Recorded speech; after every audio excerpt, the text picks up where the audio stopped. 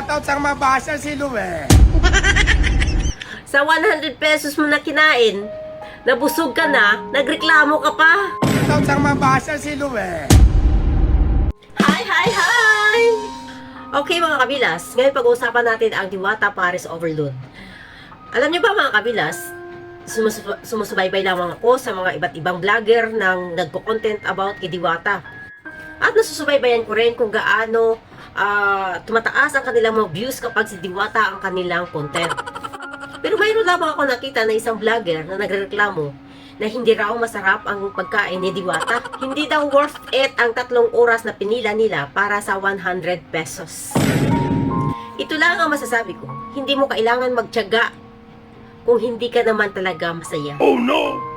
At hindi mo kailangan kumain kung hindi ka nasasarapan. Oh no! At hindi mo na dapat kinontent kung ayaw mo talaga kumita. Di ba? So dahil tiyaga ka, kumain ka at kinontent mo, lahat yun napakinabangan mo na. Pagkatapos mo mapakinabangan ang 3 na yun mga kabilas, ay magdadada ka na parang biktima ka pa. Oh no! Ito yung mahirap sa ating mga culture na Pilipino, ano? Mostly kasi sa mga Pilipino na tao, mga inggitero, ayaw nila makita ang kapwa nila na umaangat na. Alam niyo sa totoo lang mga kabilas, kung ako lang tumingin sa negosyo ni Diwata, magkano nga ba ang ini-income niya? Sa loob ng 100 pesos na halaga. Sa 100 pesos mo, only rice ka na, may drinks ka pa, only sabaw ka pa. Sa panahon ngayon, magkano nga ba ang bigas ngayon? Kaya nga ako bumoto Dahil akala ko, bababa ng 20 ang bigas sa Pilipinas. Pero nakita niyo naman, di ba?